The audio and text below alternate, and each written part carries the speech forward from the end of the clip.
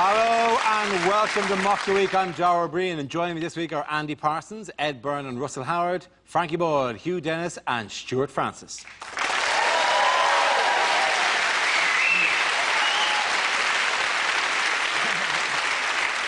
We start with a round called Headliners. Here's a picture of former US President Bill Clinton on a surprise visit to North Korea. But what does CSAR stand for? Is it communist suits are rubbish? He looks like he should be sitting on the end of a pencil. Perhaps he is. For the first half hour, Clinton thought that he'd met the janitor. Is it Korea spelt all wrong? Is it cigar salesman and rent boy? It's actually their superhero names. It's Captain Shag and Admiral Rompersuit.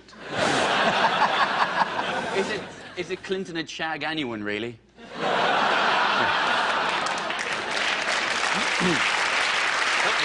Is it cautious start at rave? Nobody wants to be first. Nobody wants to be first in the rave. Everything's going. There's always one guy with a whistle. Come on out the floor. Maybe it's what he packed. Charlie, Zambuca, absinthe and rubbers. Can't stand Annie Lennox. I like the rhythmics, but solo stuff, no. Have you the correct answer? Is it Clinton secures some things release? No, the R stands for reporters. Clinton saves American reporters. That's close enough. Well done, Ed Byrne. Yes, the answer I was looking for was Clinton saves American reporters. This is a story that Bill Clinton flew to North Korea on a private mission, which successfully secured the release of female American journalists Laura Ling and Yoona Lee, who had been found guilty of entering North Korea illegally and sentenced to 12 years hard labour. So why did Bill go? Why did Bill get Basically, he'd used up all the women currently in America, and he's had to go abroad to round up any stragglers. Wonderfully charismatic, because he's a bit like the wolf from Pulp Fiction. He's a little bit like the Fonz, but he's a massive dollop of Quagmire from Family Guy. Yeah. Isn't it? You just imagine that as soon as you just imagine him stepping off the plane. I've got the ladies, giggity. The flight actually out of North Korea was delayed because Clinton went to duty-free to get some cigars. Look how cross Clinton is on that there. Al Gore's got the lady, Clinton's furious. So, to be honest, Clinton looks like he's rubbing his hands going, that's right, baby, get her ready. Just how I taught you, just how I taught you. He's warming them up like a safecracker. The two journalists in question, one of whom, Laura Ling, is the sister of Lisa Ling, who is the host of the American version of Loose Women, which means essentially this entire mission was held to rescue one of the Nolans. And I could imagine that Kim Jong-un would be a huge fan of the Nolans as well. I'm in the mood for dancing, romancing, because I'm so lonely. All this talk about Clinton, you're thinking he was president for 8 years, he had loads of policies, he did one sexual misdemeanour, and that's all anybody remembers. And then you think at this point, surely Gordon Brown, he should actually do a sexual misdemeanour. Otherwise, people are just going to remember his actual policies. I think it's a bit dodgy, though. Like Hillary Clinton, who's, you know, still actually, like, works in the government, who's the Secretary of State, asked for these women to be released, was on the phone to North Korea, asked for these women to be released, and nothing doing. And it's like her husband just stepped in and went, sorry, love, I'll handle this. Don't you worry your pretty little head about I'll deal with those nasty Korean men. You do your secretary job. Apparently, as a president, he's got to be called Mr. President forever, which has got to be particularly annoying for Hillary. Oh, I'm so sad I didn't get the nomination. I'm so sad I didn't get the nomination, Mr. President. Talking of names, Kim Jong-il, every time you hear that, it just sounds like he's describing himself, you know? Yeah. Kim Jong-il, Kim Jong-hungry, Kim Jong-lonely. That's all you're thinking. Is there any danger that Bill Clinton only went because the words Pyongyang sounds like Nicaragua? I feel bad for the girls, because they got to share a long-haul flight with Bill Clinton, and then they fly into renowned womanizer Bob Hope Airport. Who was their baggage handler? Jude Law? Great. You know, the reason everybody's worried about North Korea, though, and what they were hoping that Bill Clinton would be talking about, is their nuclear weapons program, isn't it? Do you know what their missile is called? Do you know what the North Korean missile is called? It's called the no-dong missile. The thing is, why and his problem is it can't stay up long enough. That's the point, isn't it? That's the point with North Korea. You know, they're not really a threat, are they? You know, all these missiles go up and they sort of, you know, explode about 3 seconds after takeoff. You think the biggest threat from North Korea probably is to North Korea itself, isn't it? That's funny. Exactly what they want you to think. Yeah, who are they? The North Koreans. Yeah. But Pete, all right, steady you two. Sexual tension in this room. It's the younger James May. He's getting me going.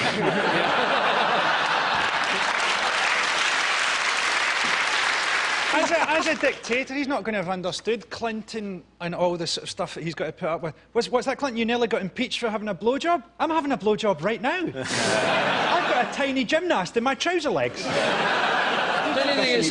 It's a very good thing that Berlusconi and Clinton never served at the same time, because they'd be holding the G8 in places like Spearmint Rhino, wouldn't they? Where can we go? Why, by the way, while we're on American politics, why is there controversy at the moment over Barack This is Obama? unbelievable. Barack Obama is trying to get free healthcare for 46 million people in America, and this has made him unpopular in America, which is incredible, isn't it? In fairness, those 46 million people are all dicks. Well, Ed's become a Republican. It's not a disaster for Obama, exactly, is it? Because he's got an approval rating of 50%. Yes. Gordon Brown would kill for an approval rating of 50%. If Gordon Brown discovered a cure for cancer, actually baked everybody individually a cake and discovered oil under his own house, he would still have a popularity rating on a par with Gary Glitter.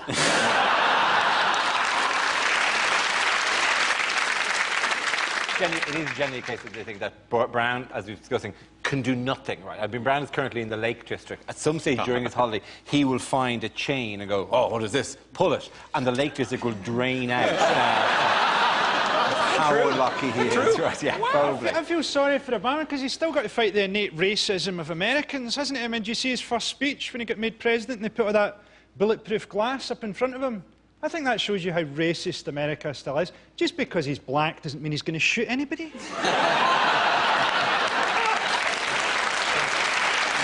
Basically, Obama's got in, he's had a look at the economy, he's had a look at what his general public are actually like, and he's got a new slogan, turns out we can't. Bring it back to here, actually. Who's running the country at the moment? Mandelson, Peter Mandelson, Darth Mandelson. Yes. Do you know what nobody ever says about him? He's gay, and he's a lord. He's a gay lord. It's always there. To be honest, He's been running the country, but he's been in Corfu, then we're getting handed over to Alistair Darling, to Jack Straw. We're like the school hamster. I wouldn't be surprised if Alistair Darling leaves our gate open and we're found dead under a bookcase. Basically, we're 2 car crashes and a vomiting virus away from Andy Townsend running the country. Hi, I'm Andy Townsend. I've got the vomiting virus, so I'm handing over to Chris Akabusi. Nobody's running the country. And the papers have roughly the same tone you have, which is, nobody's running the country, as if the country is heading towards rocks and somebody has to steer it away. In the last month, right, the FTSE has gone up 10% since they all went on holiday. The weather is better and the football starts at the weekend. So frankly, I think it's working out fine without them in charge. Hey, get rid of them all, kill them all, install the clangers, at least we'll get soup.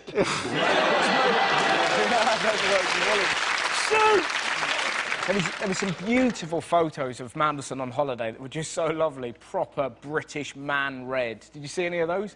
He looked like he'd been left on a George Foreman grill. And some of the photos of him as well, the clothes he's wearing, he looked like he'd just been fried and then just flung into Matalan. You just see him sort of walking along like that. It's some of the most, Not only did he go to Corfu, on his way home he stopped off for 2 days to visit his parents in Mordor. How terrifying would it be for Mandelson to stay in your house? Have you seen Peter today? No, I don't know. He dematerialised and then fled into the air vents. I think if you want him to appear, you have to stamp twice and say his real name.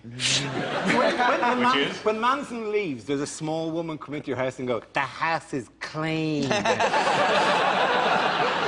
him turning up at your holiday. Imagine seeing Mandelson on the beach. There's people on the banana boat, look like they're having a good time. Have them assassinated. Then bring me an enormous vibration. Germinating egg. The reason, basically, that he's running the country, isn't it, is because Parliament's on holiday.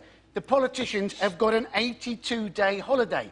Now, that should be plenty of time, you'd have thought, to clean their own moat and work out exactly which house they, in fact, lived in. At the end of that round, the points go to Russell, Ed and Andy. Now we play a round called Excess Gaggage. This game involves Ed, Stuart, Andy and Russell, so if you could make your way to the performance area, please. This is where we test our performers' stand-up skills. We spin our news generator, it settles on a topic, and anyone can volunteer jokes about the chosen subject. The winners are the people I judge to produce the funniest stuff. OK, here we go. Let's spin the wheel. The first topic is global warming. Who wants to come in on that? Andy Parsons. Sheryl Crow, she's gone into the debate. She wants us to save natural resources by apparently using only one sheet of toilet paper per visit. Now, let's face it, sometimes that's just not feasible, is it?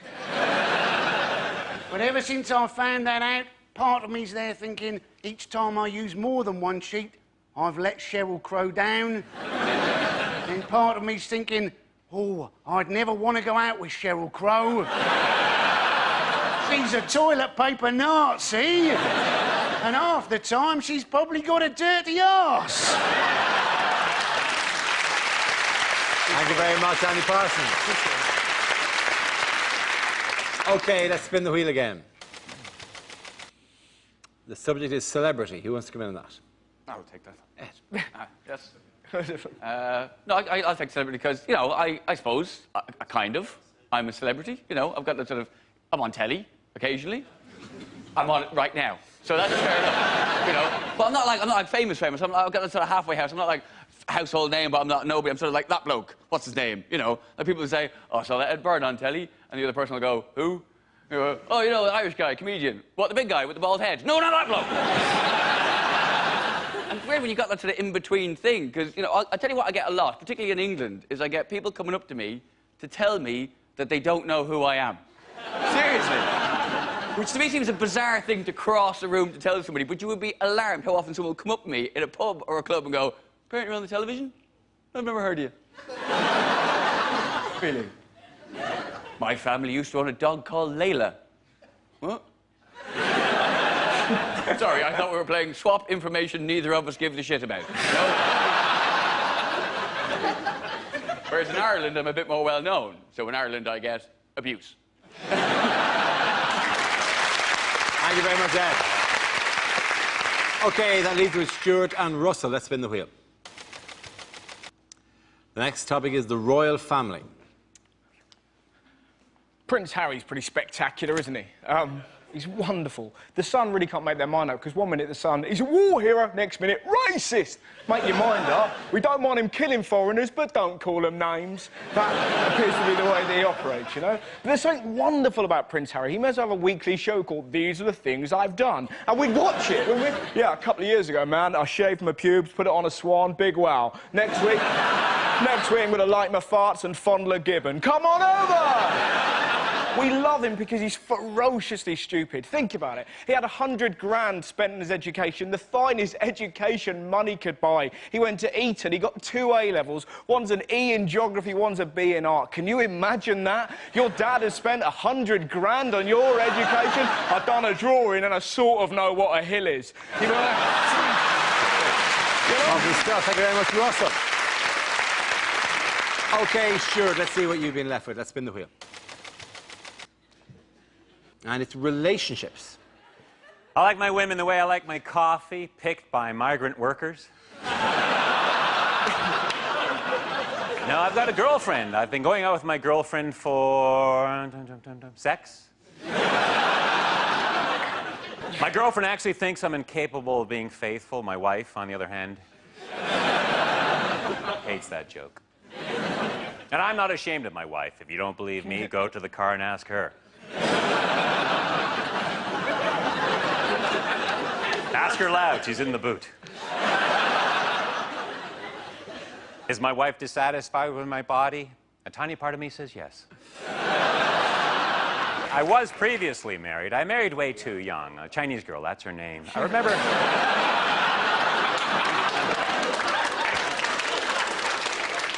Way too young was so beautiful. Fab Cook, too. That was her cousin. She was hot, too. It was a good-looking family. It's thought that most men's sexual fantasy is to be involved in a threesome. And I thought it was mine until recently. I was involved in a threesome. And I'll be honest with you, my friends, I didn't like it. Halfway through, I stopped and said, listen, Rick, Jim. Well done, ladies and gentlemen. And the points go to Ed and Stuart.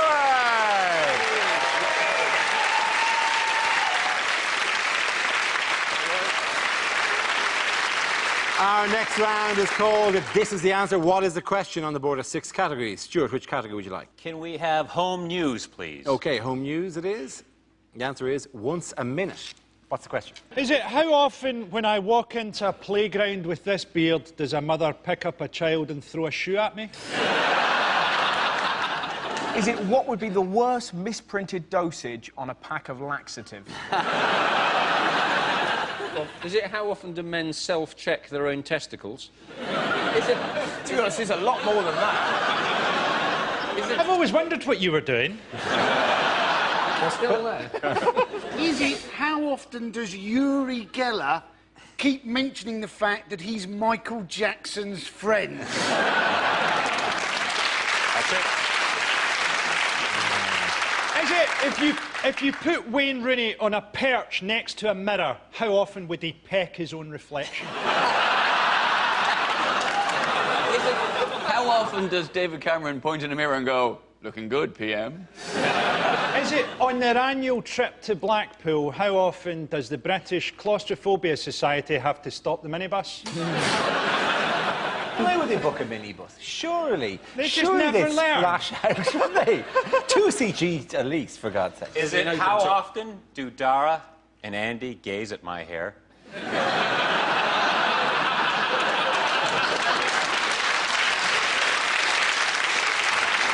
How often does the average iPhone user take it out and fiddle with the poxy thing?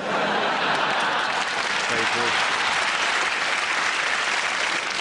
That's really good. I think I might tweet that. I'm going to have to move on to I know the correct answer. Is it how often does Kerry Katona ovulate? I can't believe you fooled me with the I know the correct answer. The oldest trick in the book. So I'll give the actual answer, I think, is to do with surveillance, isn't it? It is to do with surveillance, how many times is there a request put in for surveillance by a authority or something? That's absolutely... That's close enough for you. I'll give you the exact answer. It's close enough.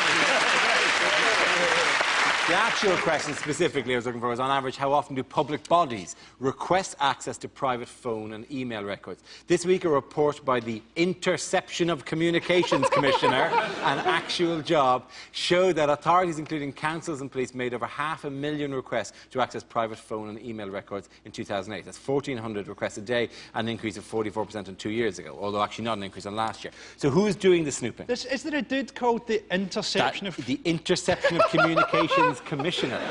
Imagine his wife trying to have an affair. Is it possible? I bet you she's having an affair with a guy she has to signal to with a lamp. He's out on a rowboat somewhere. He'll come home and go, darling, I'm the Interception of Communications Commissioner. And she'd go, move to the secure line. Do you know what it's come to, right? 1 in 78 people are being surveyed in some way by the government. That means that maybe 4 of tonight's audience are being surveyed by the government, or to be more realistic, 3 of tonight's audience and me. If the government are watching me, I would like to say this. Could you please tell me where I was on Saturday night? I'd really love those trousers back. The issue is that CCTV footage and covert police work as well, yeah. is being used to you know, for relatively minor offences, to bust people for dog fouling and fly tipping, when it's really, you know, it's supposed to be used to make late-night clip shows on ITV4. The irony of it, though, is that the person who's really complained about it is Chris Huhne of the Liberal Democrats. Yeah. He must be so pissed off because there are thousands of cameras anywhere and still no one knows who he is. To be honest, Hoon said the government forgets that George Orwell's 1984 was a warning and not a blueprint. To be honest, but you wouldn't even get away with that sentence in your GCSE, let alone as a grown-up. I feel so sorry. Animal Farm was an allegory, not an actual description of a farm. It's weird though, aren't they? Money, aren't they? They're offering money for you to report on somebody who's left their rubbish out in the wrong day or something. I think that's a good thing. If they're offering £100 to report on fly tipping, imagine what they're going to pay me to tell them that my next-door neighbour's buried his wife in the garden. Probably more than he paid me to kill her. I'm going to spy on my neighbours and use the money to upgrade my night vision goggles. It's 100%, genuinely is. It's Waltham Forest Council. Now, admittedly, if you hear Waltham Forest Council, you think of a magical council of elves and owls who gather in the middle of Waltham Forest and go, the squirrels are upset. What shall we do to help them? But no, it's a real place. Waltham Forest Council said it's £100 for the initial information if it leads to an arrest, £150 for a conviction, and £500 if they serve the... They've staggered it. So basically, you can go to court and go, woo, as people get done for littering, you know, cha-ching at the back of the court. You, aren't they? It's really easy to tell when someone's come into a sum like £100. Yeah. Is that a swatch you're wearing there? See, it's a Big Mac and fries you've gone for. It was a great story that they were going to pay kids to spy on antisocial neighbours, which is fantastic, isn't it? An 8-year-old. This is DCI Luke. I've just seen a man draw a cock on a bus stop. I am proceeding on Heelys. Russell, did DC Luke get a good look at this guy who drew the cock? Do you know that we have 20% of the world's CCTV cameras in Britain? Do you know that? No. Now, pretty much the only place you can be sure that nobody's watching you is on Justin Lee Collins' chat show. It doesn't help. It doesn't help anything. Nobody's going to help you if they see you on CCTV. If a gang of teenagers attack you, all it means, CCTV, is that your murder will eventually be narrated by Danny Dyer on Bravo. There was a great story the other day. Did you see this? About, apparently they're putting security cameras in wheelie bins to see what people are putting in their bins. And people are outraged, but... don't get outraged, just get even, because that implies somebody's watching that. So, like, hire a clown just to sit in there, just with a little note that goes, I bet you hate your job, just all day until his mind is broken. You can buy a puppet of Oscar the Grouch. Well, I'll do and that. Just do that. How do you know that? To be honest, I reckon you could get Les Dennis to do that. If you're watching I was going to say, say? the Oscar plan's better because he's known for living in bins, but actually, Les Dennis. It's really funny, though, because when you do other kind of interviews, I did Gabby Logan the other day, the show, come on, and she said, yeah, your mate Frankie said that I look like a transvestite. And then you find yourself going, yeah, I'm not his brother. But what was really great, well, the poor woman, she was flicking through late one night just to see what was on telly. She flicked on the exact moment, apparently, you went, yeah, she looks like a transvestite. Just at that exact moment. She snapped the remote control at a breadstick in her giant man hands. Cussing! At the end of that round, the points go to Frankie Hughes-Stewart. Now we come to our final quickfire round called Scenes We'd Like to See. This is for everyone, so if you can make your way to the performance area, please. I caught ideas for scenarios we'd love to see, and the performers come in with their suggestions. OK, here we go. The first subject is bad things to hear at the psychiatrist. I don't want you to think of me as a psychiatrist. I want you to think of me as a mental patient who killed the psychiatrist before you got here. You think you are a potato? On the couch, please. Welcome to your first session of Freudian analysis. What seems to be the penis? Well, you say that you're paranoid, but I have a report here that says you looked very relaxed in the bath this morning. Oh, yes. I can see why you fancy your mother. She's something of a fox. I see you've tried to commit suicide 5 times. Your dad was right. You are useless. You've been coming here for 6 months to talk about your trust issues. Well, we've been filming you for Britain's nuttiest bastards. Yes, I think your parents caused you problems from a very early age, Clitorina.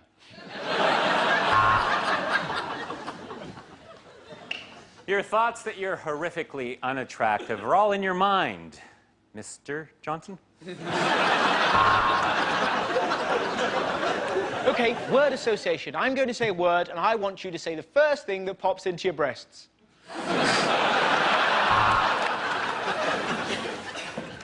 Wow, that's really interesting. Do you mind if I use some of this stuff as lyrics for my band? You have emotional problems and a below-average IQ. I'm prescribing Hollyoaks.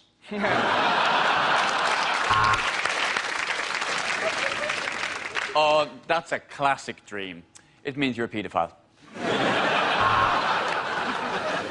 I want you to go to your happy place. Judging by the size of you, that's probably Greg's.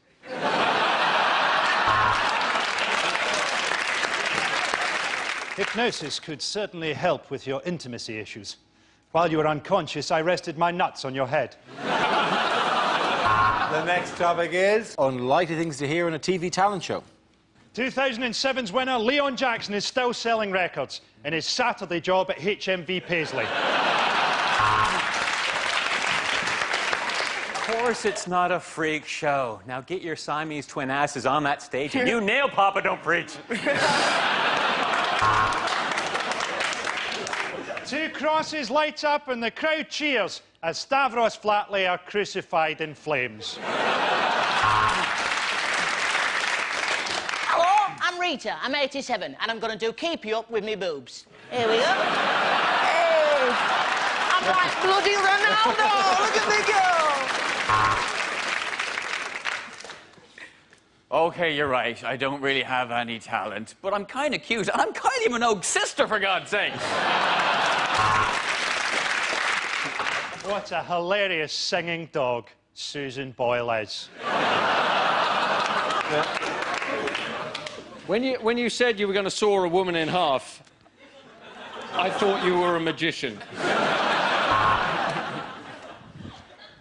Oh, my family aren't going to believe it when they see me on TV. They think I'm dead. Hello, I'm Susan Boyle, and I would like to say hello to my brother Frankie.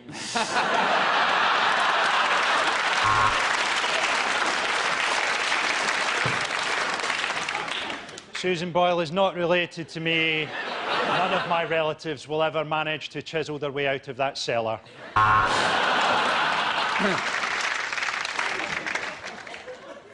I am an escapologist. Today I have escaped from Broadmoor.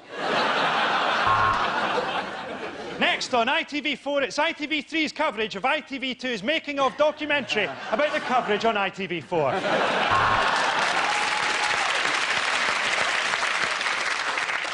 Hello, I'm Billy Cock, and this is my partner, Brian Balls, and together we are Billy and Brian.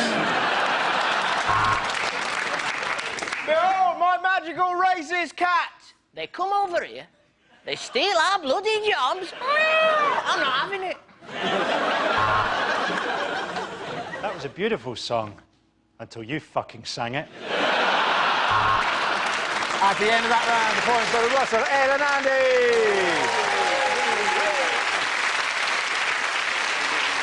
That's the end of the show. This week's winners are Andy Parsons, Ed Byrne and Russell Howard. Commiserations to Frankie Boyd, Hugh Dennis and Stuart Francis. Thanks for watching. I'm Dara Breen. Good night. Feel free to laugh and point, but no egg throwing just yet, as Clive Anderson reveals the funny side of politics next here on BBC Two.